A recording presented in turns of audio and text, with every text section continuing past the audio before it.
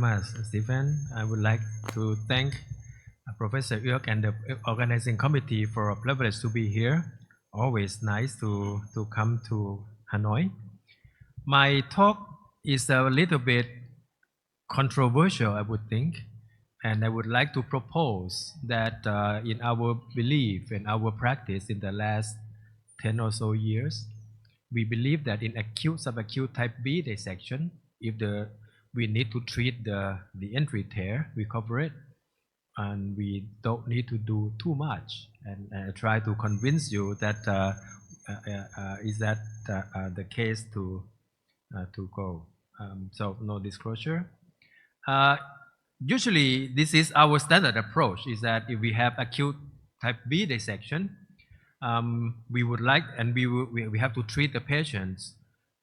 We need adequate, healthy proximal landing zone of around 15 to 20 millimeters long, and that is our current approach. I mean, when we practice, mostly we do like that.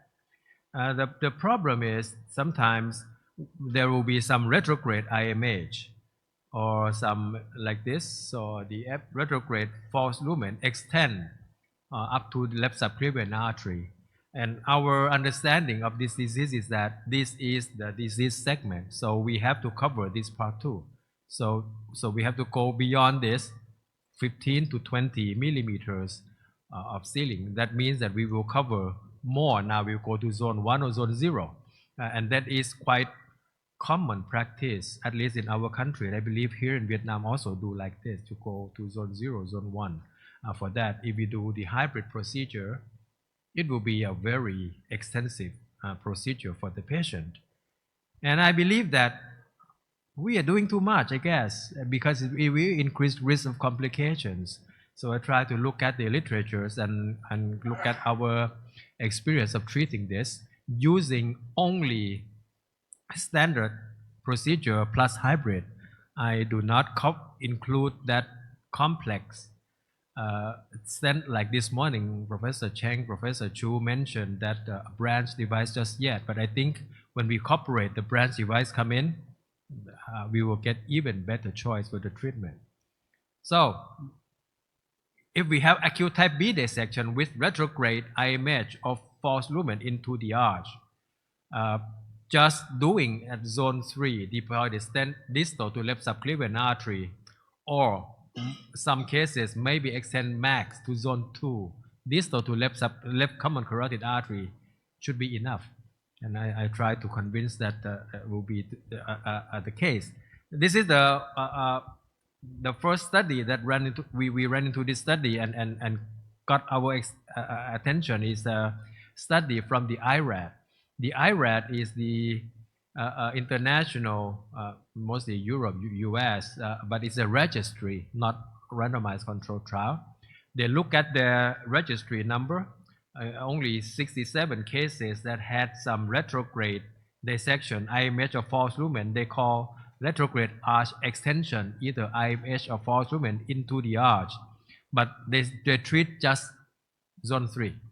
And when they look at the results, with retrograde extension or without retrograde extension, the early and late mortality and survival, there is no difference. So they conclude that in acute type B dissection with retrograde aortic extension, maybe we can treat as similar to the acute type B dissection without that retrograde extension into the arch. So we do the same. We don't need to go too far to zone 0 or zone 1 as we normally do. This is a study from Germany. They compare, retrograde into the arch, either false lumen or IMH. Compare with and without 42 patients in two groups. And the result is the same. No difference in terms of retrograde type A dissection, stent graft migration, bird beak formation, no difference. So that is the same experience that they got. This is another study from China, 65 patients with retrograde type A IMH into the arch. And in this study, they have up to 5, 6, 7 years survival is quite respectable, up to almost 90%. And there was only 2 hospital mortality in these 65 patients with these quite extensive cases. And the complications during that long follow-up, 5, 6, 7 years, is only 2 retrograde type A dissection, 4 type 1A endoleak, and 3 patients need dialysis. But so can show that the same result from China also the same. This is a study from Professor Chu from Beijing, and will be even more aggressive. Type A into the arch, type A, IMH, and the same. The patients, 24 patients, there was no endoleak, stent graft migration, no paraplegia, no stroke, no 30-day mortality. So it seems like in those situations, when we deploy the stent graft, just distal to left subclavian artery may be enough. And this is a study from Taiwan, the same result that showed here. So we look at our experience in our hospital in the south of Thailand, and we don't have that many acute dissection cases like here in Vietnam, but we approach it. In this more than 10 years, almost 15 years data, we have only 40 cases of acute type B dissection with retrograde extension, either IMH or false lumen into there. I did not include those without IMH or false lumen. So just the case with acute subacute type B dissection with either IMH or false lumen extend into the arch. What did we do with those 40 patients? I divide into 2 groups.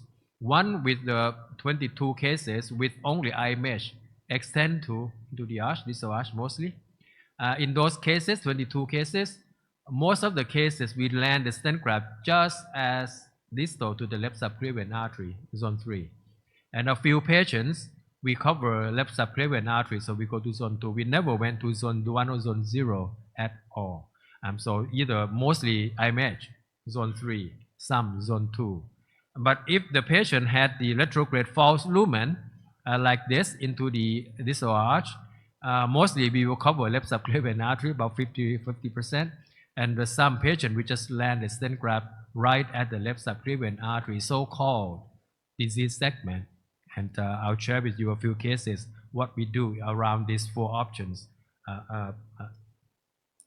We choose to land in zone 3 if we can, but we may need to go to zone 2 if it's acute angle. The curve of the arch is a bit acute or steep, and if the lumen in the true lumen is quite small, this at the zone 3, then we may need to extend a little bit. So that's the reason why we need to go to zone 2 in some cases. So I'll share with you a few techniques with just standard device that we have, the same that you have here in Vietnam. We use mostly we use that Medtronic Valiant Captivia. This case is a 58-year-old gentleman, severe chest pain, and you can see that this is the extension of the IMH extend up into the left subclavian artery. This case we just land the stent graft right here. So this is the case that we did. You can see that we just land distal to left subclavian artery. That 1 month CT, and we follow the patient 6 months up to 8 years, 10 years. 2020-21 patient after the COVID, he came back once and he didn't come back again. We have to chase down, but so far he's doing fine with that. This is IMH. What about we have false lumen up to the left subclavian artery? We land in zone 3 also, as you can see here. Even though at the time we were concerned about this, but in this patient we just landed the stent graft right there. Up to 8 years follow-up, patient still doing okay, no long-term complications. In emergency situation like this rupture, acute type B dissection came with a rupture with the extended IMH into the arch. We also do just land in zone 3, and the patient recovered very well. Another example, when we have false lumen and we were not sure that we have a good landing zone here, but we did not want to cover left subclavian artery. So we just partially cover it. We believe that if we cover it 50% or less, should be okay, because we know the stenotic segment 50%, maybe okay. But if the patient had problem later, we can stent left subclavian artery. So we did not burn the bridge. So you can see that we plan to cover about 50% here. But during the follow-up, the stent graft moved down a little bit, so it landed perfectly just distal to left subclavian artery, exactly what we would like to, good result. In some cases, when we would like to do a 50% coverage, it stay 50%. So this case has some partially stenotic left subclavian artery post-op, but the patient is still doing okay, and we don't need to go to extend it too far. In this case, when we have some issue in the pathology at the arch, we, in this case, to land at zone 3 may not be quite adequately, so we decided to cover left subclavian artery. This case was quite a while ago. At the time, we believed that left subclavian arteries just cover it, like recommended in the literature, in the guidelines. We did that. In that case, acute. Luckily, patient didn't have any problems. We follow patients up to 6 years doing okay. So we can cover this, but not many people that we cover without revascularization. In the past, if we have to cover it like this case, we think that this one is too narrow, so we would like to cover left subclavian artery. Since 6-7 years ago, we started to routinely revascularize left subclavian artery. This is by hybrid procedure, left subclavian artery transposed to left common carotid artery. And this is they have to cover. So in summary, all that's 40 cases with only the standard TEVAR device that we have.